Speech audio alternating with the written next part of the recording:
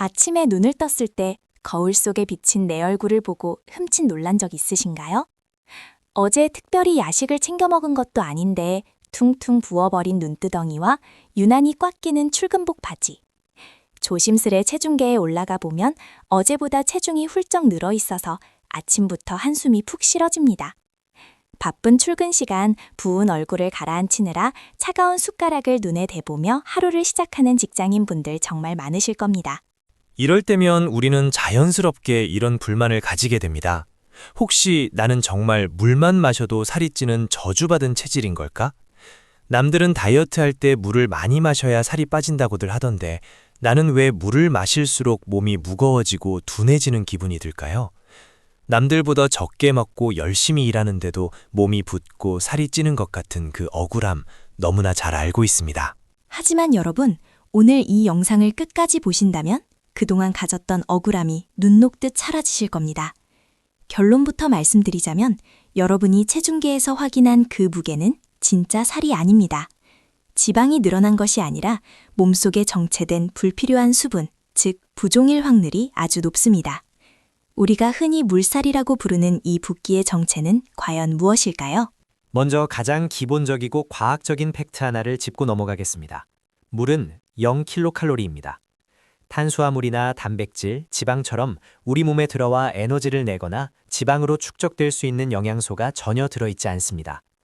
물리적으로 1리터의 물을 마시면 직후에는 당연히 체중이 1kg 늘어나겠지만 이것은 우리 몸에 살이 찐 것이 아니라 단순히 물의 무게가 더해진 것뿐입니다. 이 수분은 호흡을 하거나 땀을 흘리고 소변을 보는 등 자연스러운 대사 과정을 통해 금방 우리 몸 밖으로 빠져나갑니다. 즉, 물 자체가 살로 변하는 마법 같은 일은 인체 생리학적으로 절대 일어날 수 없다는 뜻입니다. 그렇다면 도대체 왜 나는 물만 마셨을 뿐인데 다음날 아침 내 얼굴은 보름달처럼 부어오르고 체중이 줄어들지 않는 걸까요? 그 비밀은 바로 여러분이 어제 점심이나 저녁에 드신 음식 속에 숨어 있습니다. 직장인들의 점심시간을 떠올려 볼까요? 얼큰한 김치찌개, 매콤달콤한 제육볶음, 혹은 짭짤한 마라탕. 퇴근 후에는 스트레스를 풀기 위해 배달시킨 떡볶이나 치킨까지. 우리가 맛있다고 느끼는 외식 메뉴와 배달 음식에는 어마어마한 양의 나트륨이 숨어 있습니다. 바로 이 나트륨이 붓기의 진짜 주범입니다. 짠 음식을 먹고 물을 마시면 우리 몸 안에서는 어떤 일이 벌어질까요? 소금의 주성분인 나트륨은 수분을 강하게 끌어당기는 성질이 있습니다. 마치 바짝 마른 스펀지가 물을 쫙 빨아들이는 것과 똑같아요. 우리 몸은 생존을 위해 항상 일정한 체액의 염분 농도를 유지해야 합니다. 그런데 나트륨이 갑자기 몸에 쏟아져 들어오면 어떻게 될까요? 농도를 다시 물게 맞추기 위해 뇌는 비상사태를 선포하고 갈증이라는 신호를 보냅니다. 그래서 짠 음식을 먹은 날 유독 물이 많이 먹히는 것입니다. 이때 우리가 마신 물은 소변으로 시원하게 배출되는 대신 나트륨과 함께 세포와 세포 사이의 틈새로 들어가 단단히 묶여버립니다. 이것이 바로 여러분의 다리를 퉁퉁 붓게 만들고 살처럼 굳어지는 가짜 살, 즉 부종의 탄생입니다. 물 때문에 몸이 부었다고 오해한 우리는 아침에 일어나서 물 마시기를 겁내기 시작합니다. 물을 마시면 또 부을까봐 하루 종일 수분 섭취를 참는 것이죠. 하지만 이것은 불에 기름을 붓는 최악의 대처법입니다. 몸속에 갇혀버린 잉여 나트륨을 씻어내고 붓기를 가라앉히는 유일한 방법은 역설적이게도 충분한 양의 맑은 물을 더 마셔주는 것뿐입니다. 여기서 또 다른 함정에 빠지는 분들이 많습니다. 저는 사무실에 앉아서 하루 종일 마실 걸 입에 달고 사는데요. 출근길에 아이스 아메리카노 벤티 사이즈 한 잔, 오후에는 텀블러에 얼음 동동 띄운 차를 계속 마셔요. 맞습니다. 직장인 여성분들 책상에는 항상 다양한 음료가 놓여 있죠. 하지만 여러분이 마시는 그 액체들은 안타깝게도 물이 아닙니다.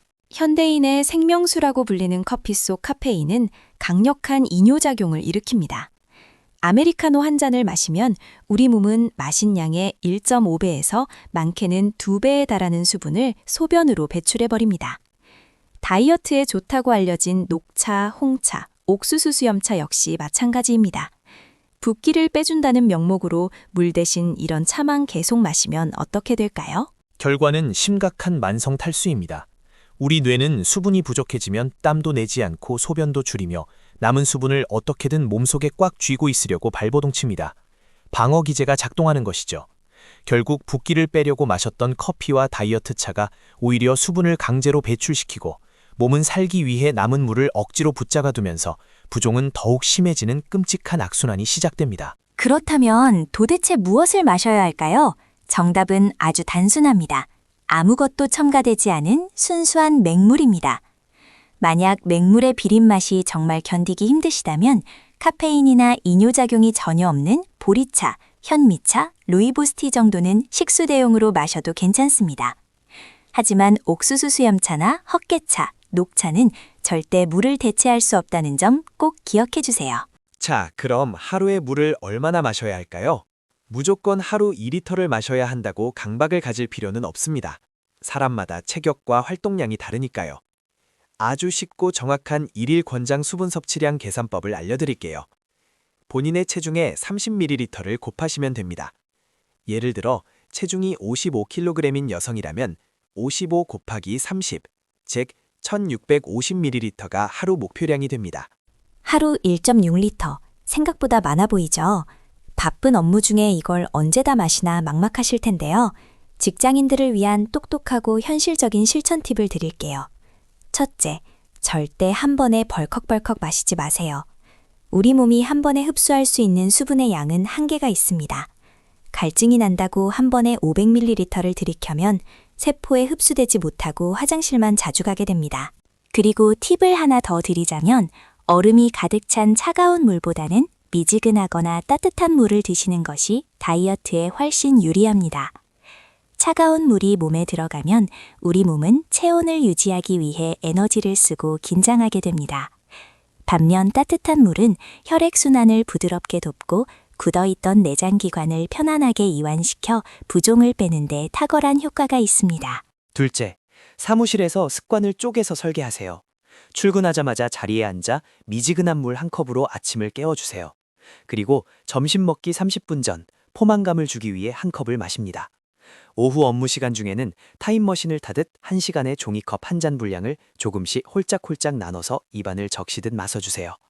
회의에 들어갈 때도 작은 텀블러를 무기처럼 들고 가는 겁니다. 이렇게 순수한 맹물을 규칙적으로 충분히 마셔주면 어떤 일이 일어날까요? 며칠만 꾸준히 실천해 보셔도 아침에 눈을 뜰 때 몸이 훨씬 가벼워졌다는 걸 느끼실 겁니다. 세포에 갇혀있던 나트륨과 노폐물이 소변과 땀을 통해 원활하게 배출되면서 턱선이 살아나고 꽉 끼던 바지 허리에 여유가 생깁니다. 푸석푸석했던 피부마저 화장이 잘 먹는 촉촉한 피부로 바뀌게 되죠. 이제 물만 마셔도 살이 찐다는 오해는 완벽하게 풀리셨죠? 물은 여러분의 살을 찌우는 적이 아니라 지친 몸의 독소를 빼내고 대사를 활발하게 만들어주는 가장 강력한 다이어트 파트너이자 뷰티 아이템입니다.